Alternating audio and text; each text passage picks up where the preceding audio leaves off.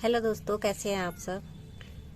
देखिए दोस्तों, वीडियो की शुरुआत में आपके सामने ये सारे पॉट रखे हुए हैं। ये खाली पॉट हैं और इनमें जो गर्मियों वाले प्लांट लगे हुए थे, अब हम विंटर की नई सीडलिंग्स आ गई हैं तो हमने कुछ बीजों से तैयार की हैं, कुछ कटिंग से प्लांट तैयार किए हैं फ्लावर वाले। तो अब हमें पॉट भी चाहिए बहुत सारे। तो जितने पॉट रखे थे उनमें तो लगा दिए। अब ये नए पुराने प्लांट जो लगे हुए थे और सूख चुके हैं उनको खाली करना है। तो इनमें जो मिट्टी बची हुई है, क्या हमें ऐसे ही इसी मिट्टी में अपने नए प्लांट लगा देना चाहिए? तो इसमें अगर हम प्लांट लगा देंगे इतना पोषण उसमें नहीं मिलेगा, क्योंकि जो हमारी मिट्टी थी उसमें जो कुछ भी पेड़ लगे हुए थे वो इसका सारा पोषण वगैरह ले चुके हैं और ये हमारी मिट्टी पुरानी हो चुकी है। तो हमें क्या करना है कि सबसे पहले इस मिट्टी को हमें दोबारा से चार्ज करना होगा। तो मिट्टी को चार्ज करने के बाद ही अगर हम अपने नए प्लांट लगाएंगे। ये देखिए, इसमें किसी में काई आ रही है, किसी में घास उगी हुई है। तो ये सब निकाल के और इस मिट्टी को हमें क्या करना है कि दोबारा किस तरह से चार्ज करके इसको और पूरी तरह से उपजाऊ बना के तब हम इसमें अगर अपने पेड़ों को लगाएंगे तो वो हमें बहुत अच्छे फूल वगैरह मिलेंगे। चार्ज की हुई मिट्टी में हमें फ्लावरिंग भी अच्छी मिलती है और अगर हम वेजिटेबल्स लगाते हैं तो वेजिटेबल्स भी अलग बहुत अच्छी मिलती है। उसमें मैं मिट्टी को किस तरह से चार्ज करूंगी, उसमें क्या क्या मिलाऊंगी, वही सब मैं आपसे आज शेयर करूंगी। तो देखिए, ये जितने भी पॉट हैं इन सब की मिट्टी को मैं पलट लूंगी। ये देखिए दोस्तों, मैंने अपने जितने भी पुराने पॉट थे उन सब की मिट्टी को निकाल के इस तरह से इसे धूप में फैला दिया। और 1 या 2 दिन की कम से कम धूप इस मिट्टी को मिलनी चाहिए, ताकि इसके अंदर छोटे छोटे जितने भी कीड़े वगैरह हैं वो सब खत्म हो जाए, जो इसमें फंगस लगी हुई है वो भी खत्म हो जाए। धूप लगने से हमारी मिट्टी बहुत अच्छी तरह से रिचार्ज हो जाती है। और अब ये मिट्टी में जितने भी पोषक तत्व वगैरह निकल गए थे उसके लिए हमें इस मिट्टी में काफ़ी चीज़ें मिलानी होंगी। तो इस मिट्टी को, ये मेरी गार्डन सॉइल है, देखिए ये इस तरह से धूप में बिल्कुल सूख गई है। ये देखिए, ये सूख चुकी है। अब इसमें मैंने क्या करा है कि इस मिट्टी में सबसे पहली चीज़ जो हम मिलाएंगे वो गोबर की खाद मिलाएंगे। देखिए दोस्तों, ये है गोबर की खाद और ये गोबर की खाद कम से कम 2 साल पुरानी तो ज़रूर होनी चाहिए। ये इस तरह से बिल्कुल भुरभुरी गोबर की खाद होनी चाहिए। और ये जो गोबर की खाद है, अगर इसमें एक तो डीला है भी अगर, तो वो इस तरह से टूट जाना चाहिए। ये देखिए बिल्कुल। और ये मैंने हाथ आपको साफ करके दिखाया, बिल्कुल हाथ में नहीं आना चाहिए। ये गोबर की खाद मैंने ले ली। मिट्टी के हिसाब से हम लोग गोबर की खाद मिला लेंगे। अगर हमने 50% मिट्टी ली है तो 30% गोबर की खाद लेंगे और इसमें 20% या फिर 15% कम से कम रिवर सैंड भी मिला देंगे, ताकि मिट्टी बहुत अच्छी भुरभुरी हो जाए। मैंने इसमें रिवर सैंड पहले से मिला रखी है, इसलिए मैं ये गोबर की खाद ले रही हूँ। ये देखिए, ये गोबर की खाद और ये मेरी मिट्टी हो गई। अब इसके अलावा मैं इसमें क्या क्या चीज़ें डालूंगी वो मैं आपको दिखाती हूँ। देखिए, उसके बाद मैं इसमें डालूंगी नीम खली। ये मैं नीम की निबोरी घर पे ला के और खुद ही नीम खली बनाती हूँ दोस्तों।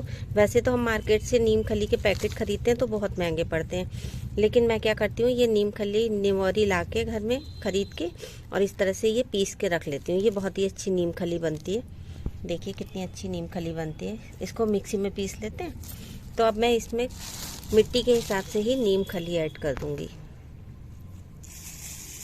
चलिए मैं आपको दिखाती हूँ। ये देखिए, ये नीम खली ऐड कर रही हूँ मैं इसमें। अगले नंबर पे जो हम डालेंगे वो थोड़ी सी हम सरसों की खली ऐड करेंगे। ये देखिए, सरसों की खली इस तरह से मार्केट में मिलती है। ये पीसेस में है और इसको भी मैं ग्राइंड करके रख लेती हूँ। ये तो थोड़ी सी हम इसमें सरसों की खली को भी ऐड करेंगे।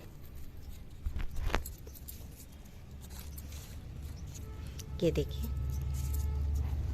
ये मैंने सरसों की खली कर दी। ये मैंने गोबर की खाद, नीम खली, सरसों की खली, ये 3 चीज़ें ऐड कर दी हैं। और अगले नंबर पे अब मैं दिखाती हूँ इसमें क्या डालूंगी। देखिए दोस्तों, ये है मेरे पास वो डैश। ये फंगीसाइड का काम करती है, इंसेक्टिसाइड का काम करती है। तो ये वो डैश भी बहुत ज़रूरी है इसके अंदर डालना। ये मैं वो डैश डाल देती हूँ 1 मुट्ठी के करीब इसमें, या 2 मुट्ठी वो डैश डाल दी मैंने। और देखिए दोस्तों, ये हल्दी है। हल्दी तो आप लोगों को पता ही है कितना अच्छा वर्क करती है मिट्टी में। मैं अपनी जितनी भी गमलों की मिट्टी तैयार करती हूँ उसमें हल्दी ज़रूर मिक्स करती हूँ। ये देखिए मैंने हल्दी डाल दी है। देखिए दोस्तों ये बोन मील है, थोड़ा सा मैं बोन मील भी अपनी मिट्टियों में डालती हूँ। बोन मील क्या करता है कि जितनी भी हमारी रूट्स वगैरह होती हैं या स्टेम होती है, इसको बहुत अच्छा थिक बनाने में और मजबूत बनाने में मदद करती है। ये बोन मील हो गया। और ये है फंगीसाइड। फंगीसाइड तो ज़रूर डालना चाहिए अपनी मिट्टी में, ताकि कोई किसी भी तरह की फंगस वगैरह जो होती है निकल जाती है। ये देखिए मैं फंगीसाइड डाल रही हूँ इस तरह से, और ये मैंने बोन मील डाल रही हूँ। ये देखिए ये मैंने बोन मील डाल दिया। ये देखिए कितनी सारी चीज़ें हम मिला देते हैं ताकि हमारी मिट्टी पूरी तरह से उपजाऊ बने, और हम इनमें जितने भी पेड़ वगैरह लगाएंगे वो बहुत अच्छी तरह से ग्रो करेंगे। चलिए अब इसको मिक्स कर लेते हैं। देखिए दोस्तों ये मैंने मिट्टी को तैयार कर लिया है। सारी चीज़ों को मिक्स करके बहुत अच्छी तरह से मिक्स करना चाहिए, ताकि जितना भी हमने मटेरियल डाला है वो एक मिट्टी में बहुत अच्छी तरह से मिक्स हो जाए। ऐसा ना हो कि नीम खली एक साइड रह गई और वर्मी कंपोस्ट दूसरी साइड रह गया, तो इसको बहुत अच्छी तरह से मिक्स कर लेना चाहिए। तो ये देखिए मैंने मिक्स कर लिया है। अब हम दिखाते हैं आपको पॉट में किस तरह से भरना है। तो ये खाली पॉट है देखिए, और इसमें जो होल है हमने 3-4 होल कर लेने चाहिए कम से कम। और होल के ऊपर इस तरह से मिट्टी के दिए या ठीकरी, और अगर ये सब नहीं मिलता है आपको तो इस तरह से किसी भी तरह का कॉटन का कोई कपड़ा मिल जाता है आपको, तो वो कपड़ा भी आप इसमें छेद में कवर करने के लिए, देखिए जितने सारे छेद हैं इन सबको कवर करने के लिए, ताकि पानी अच्छी तरह से निकल जाए और मिट्टी ना निकले। तो ये मैंने सारे पॉट को तैयार कर रखा है। अब पॉट में मैं क्या करती हूँ कि देखिए दोस्तों ये जितना भी गार्डन का वेस्ट होता है, सूखे पत्ते होते हैं, ये बहुत अच्छे कंपोस्ट का काम करते हैं।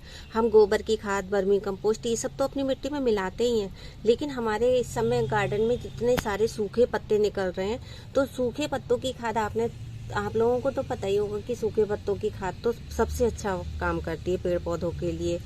तो ये मैं जितने भी पत्ते निकलते हैं उनको इस तरह से अपने पॉट में भर लेती हूँ, तली पे डाल देती हूँ।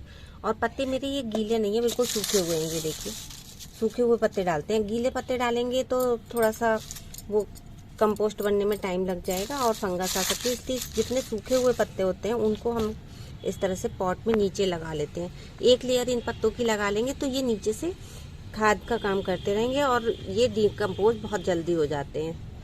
तो जो भी मिट्टी है हमने बनाई है रिच अपनी मिट्टी, इस तरह से ऊपर से जब हम इसमें मिट्टी डाल के और पेड़ लगाएंगे तो बहुत ही अच्छे फूल खिलेंगे उनमें। मैं आपको दिखाती हूँ अपने पॉट।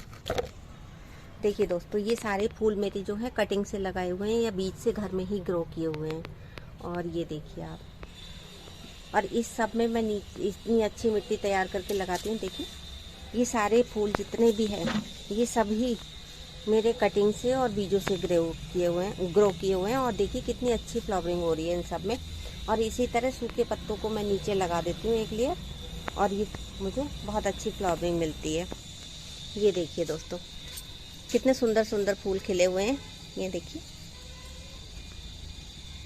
तो आप लोग भी अपने जो नए प्लांट लगा रहे हैं उनकी मिट्टी को इसी तरह से बहुत अच्छी तरह से तैयार करके लगाएंगे तो बहुत अच्छी फ्लावरिंग हमें मिलेगी। देखिए कितनी अच्छी फ्लावरिंग हो रही है, कितने प्यारे फूल रहे। और पॉट भी देखिए आप, कोई ज़्यादा बड़ा नहीं है, सिर्फ 6-6 इंच के पॉट है। और ये तो सिर्फ एक दही का डिब्बा है, और इसमें आप देखिए कितने बढ़िया फूल खिले हुए हैं। ये देखिए सिर्फ एक दही के डिब्बे में भी इस तरह से अगर सुंदर फूल खिल सकते हैं इतनी अच्छी मिट्टी में।